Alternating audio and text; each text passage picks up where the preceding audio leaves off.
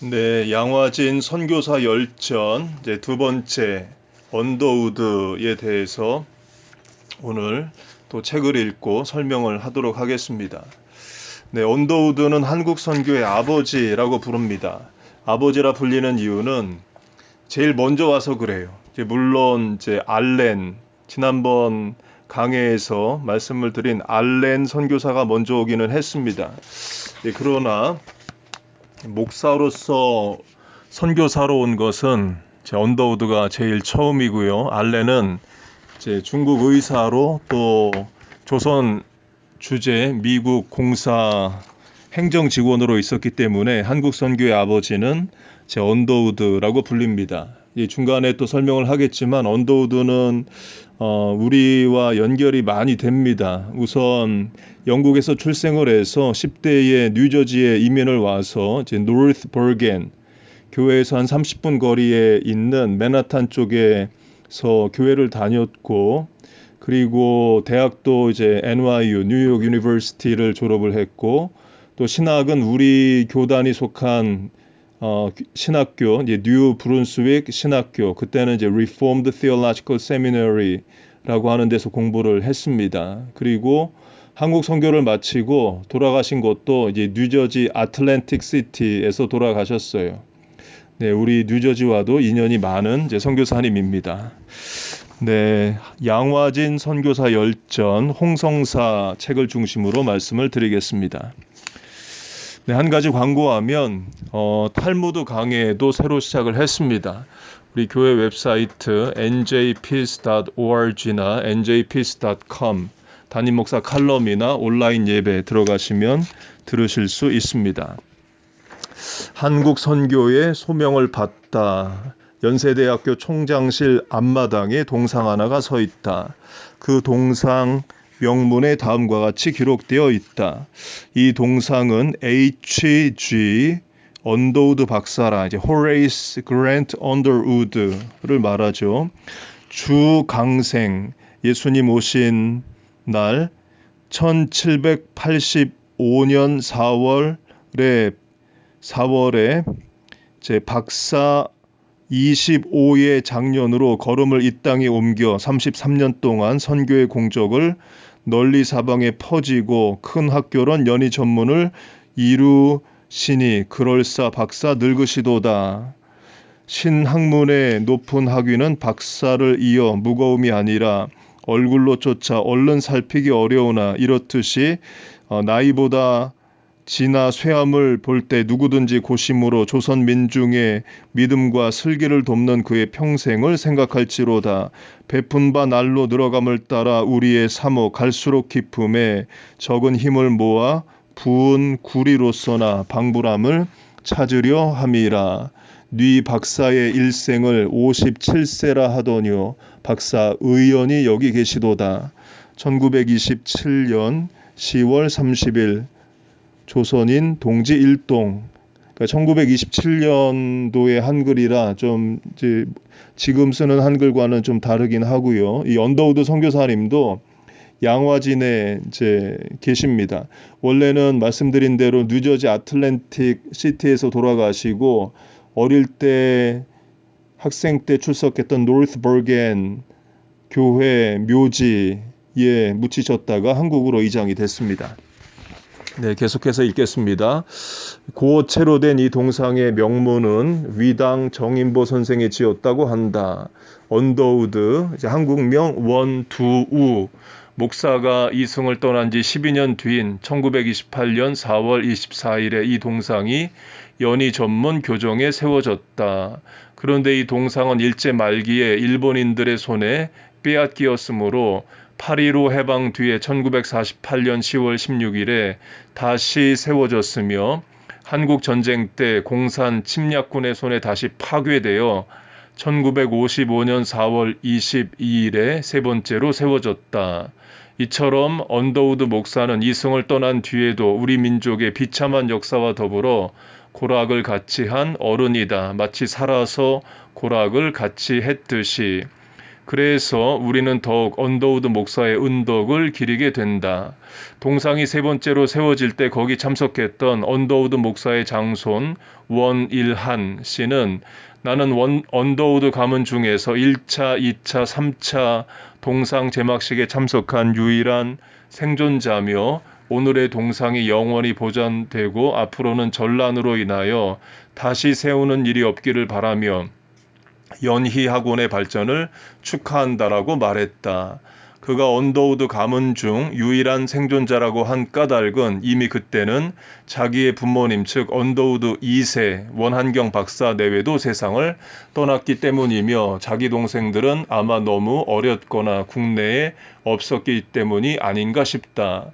곧 언더우드 선교사의 손자 때까지 한국에 있었습니다. 네, 언더우드의 본명은 호레이스 G. 언더우드, 한국명 이름은 원두우이다. 1859년 7월 19일에 영국 런던에서 6남매 중 넷째 아들로 태어났다. 그리고 5살 되던 해에 어머니를 여의고 13살 때에 아버지를 따라 미국으로 이민을 갔다. 이 미국이 이제 뉴저지를 말합니다. 미국으로 이민 간 언더우드는 1877년 19살 때 뉴욕 대학 NYU에 입학을 했다. 집안이 몹시 가난하여 20여리 길을 걸어서 통학하면서 4년간의 학업을 마친 뒤 우수한 성적으로 1881년에 졸업을 했다.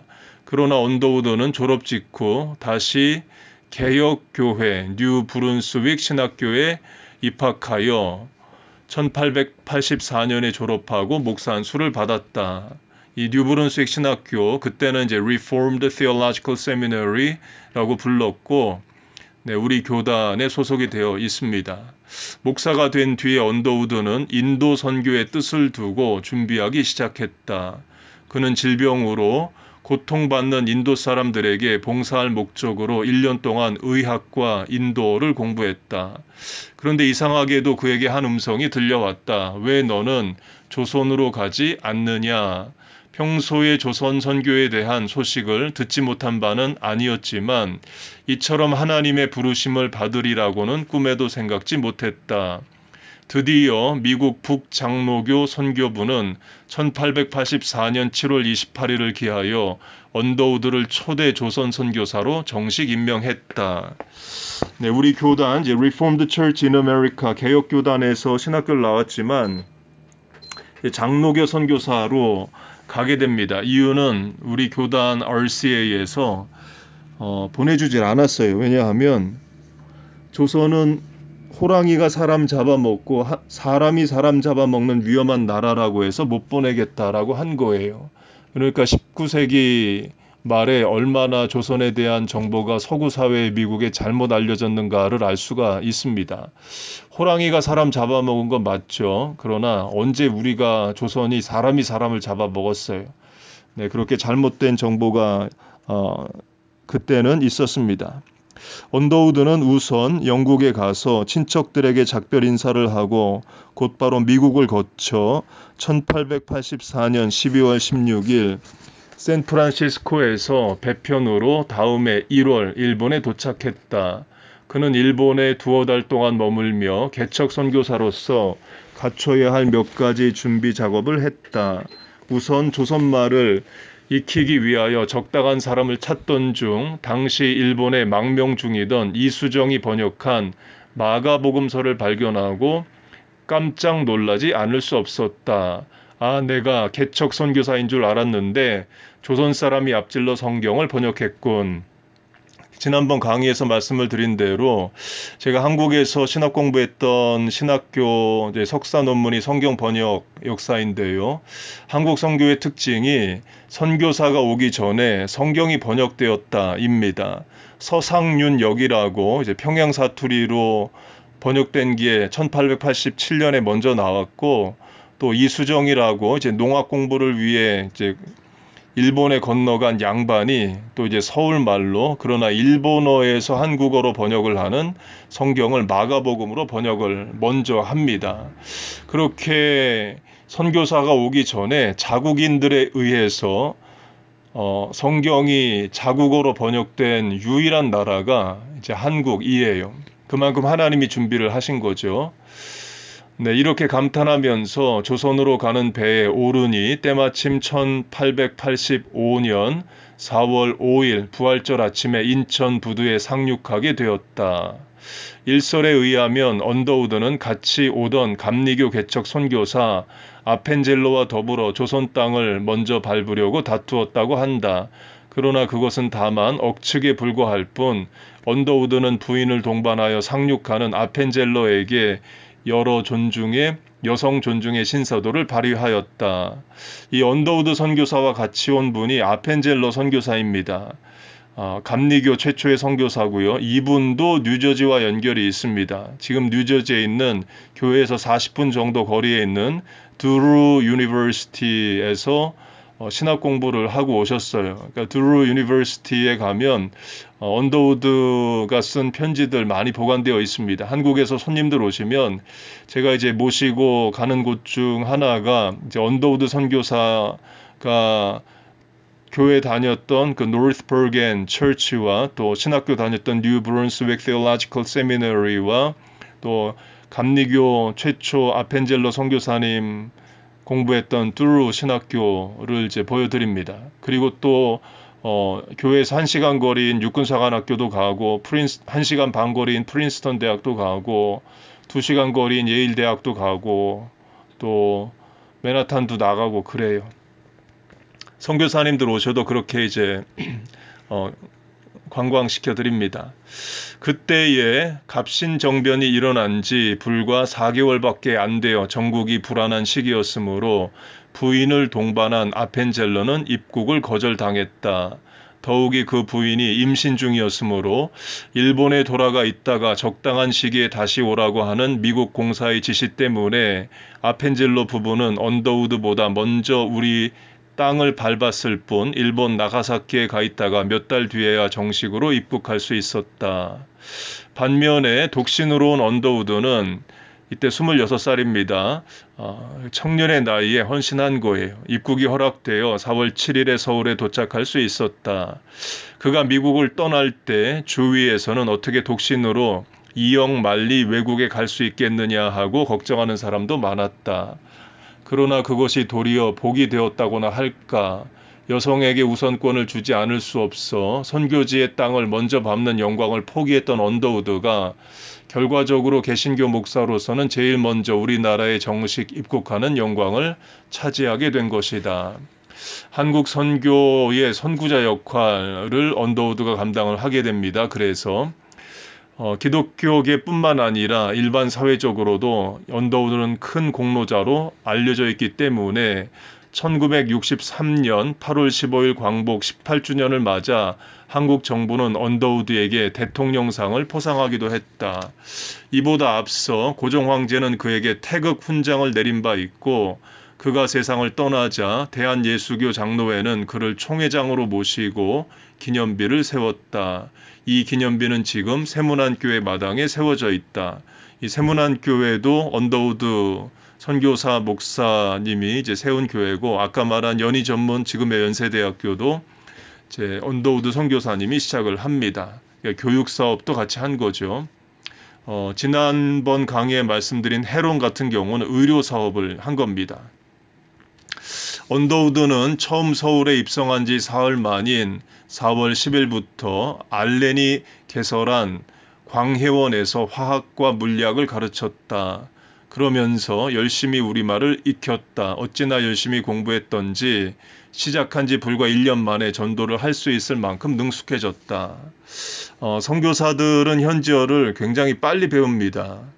근데 저는 미국 산지 20년이 넘는데 영어 그렇게 잘 능숙하게는 못합니다. 그러니까 전에 설교에도 한번 말씀을 드렸는데 왜 선교사들은 현지어를 빨리 배우고 이민자들은 현지어 배우는데 시간이 많이 걸리고 또 어렵기도 하느냐의 답 중 하나가 선교사들은 그 나라 그 백성을 사랑합니다. 그리고 손님으로 가지만 손님의식으로 살지 않고 도리어 적극적으로 현지인들 상대하고 대화하기 때문에 또 사랑하기 때문에 현지어를 빨리 배워요. 그래서 미국 사는 우리들 영어 빨리 배우는 방법은 이 나라 이 민족 이 백성 사랑하고 기도하고 또 공부하는 겁니다. 네, 계속 읽겠습니다. 1886년에는 고아원과 고아학교를 창설하였다. 그때 4세, 5세 된 고아 하나가 언더우드의 따뜻한 보살핌을 속에 자라게 되었다. 이 고아가 커서 언더우드의 비서가 되고 그 뒤에 세문안교의 초대 장로가 되었으니 그는 다름 아닌 김규식 박사이다. 선교사님도 훌륭합니다. 이런 선교사님들이 교회도 세우고 학교도 세우고 병원도 세우고 고아원도 하고 훌륭한 일을 했었죠.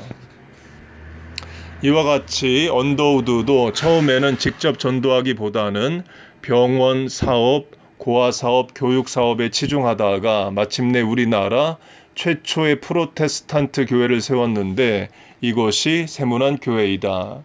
곧 옳은 일을 지혜롭게 하는 차원이 있습니다. Do right things 도 있지만 do things right, do right things right 의 차원이 있어요.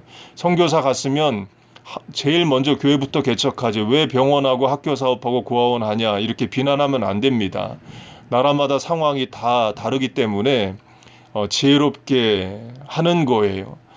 물론 이제 교회를 세울 수 있는 곳은 첫날부터 교회를 세울 수가 있겠죠. 그러나 교회를 세우기 어려운 데는 병원 사업부터 할 수도 있는 거예요. 한국 선교도 그렇게 되었습니다. 입국한 지 3년째 되던 1887년에 14명의 교인들이 언더우드의 집 사랑방에 모여 두 사람의 장로를 세워 당회를 조직하였다.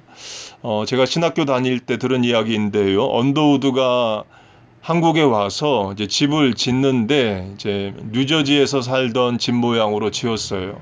선교사들이 선교지 갔다고 현지인들하고 똑같이 먹고 똑같이 자고 똑같이 입는 차원도 분명히 있고요. 그러나 자기가 살던 대로 집을 짓고 양복 입고 할 수도 있는 겁니다. 두 차원이 다 맞는 거지. 현지인처럼 살지 않고 현지인처럼 먹지 않고 현지인하고 똑같이 옷 안 입는다고 비난할 수는 없는 거예요. 여러 차원의 선교의 스펙트럼이 있는 거고 그렇습니다.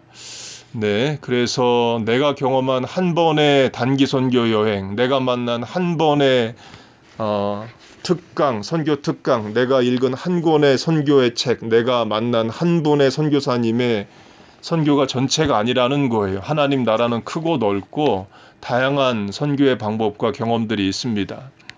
그러니까 이보다 앞서 언더우드는 노도사라는 사람에게 처음으로 세례를 베풀었다. 이 사람은 국내 최초의 세례 교인으로 헤론에게 우리말을 가르치다가 성경책을 훔쳐갔던 사람이었다. 성경책을 훔쳐간 여러 이유가 있습니다. 그 성경을 읽기 위해서일 수도 있고 종이가 귀하던 때였기 때문에 찢어서 벽지에 흙벽에 벽지에 붙이려고 했을 수도 있고 또는 담뱃잎을 말아 담배로 피울 수도 있고 종이 자체가 귀했던 때였습니다. 언더우드는 학자이면서 한국어의 대가였다. 1889년에는 한국어 문법과 한영사전을 편찬 강행했으며 성서 번역의 재능을 발휘하여 성서 번역위원회를 조직하여 별세할 때까지 그 초대 위원장으로 심우했다. 특히 그는 신구약 성경을 번역하되 순 우리말로 번역했으며 순 한글로 표현했다. 그는 사서삼경을 알았지만 성경을 번역할 때는 한자 말투를 배제하고 우리말을 채용함으로 우리 문화사에 금자탑을 쌓았다. 그러니까 언더우드가 한문 공부도 했고 한글 공부도 했는데 성경 번역은 한글로 했다는 거예요. 이유는 한문 성경은 이미 번역이 되어 있었고 그러나 보통 백성들이 읽기 어려웠기 때문에 접근성이 가능한 한글로 성경을 번역합니다. 그리고 한영사전을 편찬했다라는 것도 굉장히 귀한 일입니다. 하여튼 훌륭해요. 또한 그는 언론인이자 편집인이었다. 한국 선교서회를 조직할 때에도 언더우드가 거액의 원조를 받아왔으며 별세할 때까지 회장으로 지냈다. 1897년에는 그리스도 신문이라는 주간 신문을 창간하였는데 이 신문이 우리 교계에 새로운 지식과 영적 양식을 제공한 것은 말할 것도 없거니와 비신자들을 교회로 인도하는 데 많은 도움을 주었다. 또한 당시 정부에서도 상당히 많은 부수를 사들여갈 정도였다. 그러니까 신문 창간도 합니다. 물론 이제 기독교 신문이지만 언더우드가 많은 일을 합니다. 당시 한국의 찬송가 역사에도 그는 선구자가 되었다. 1893년 이전까지는 찬송가가 있더라도 몇 장씩 낱개로 돌아다니던 것을 언더우드 혼자 150장을 번역 책으로 엮어 1893년에 간행했다. 네, 언더우드 분량이 많아서 여기까지 하고 다음 또 녹음을 하겠습니다.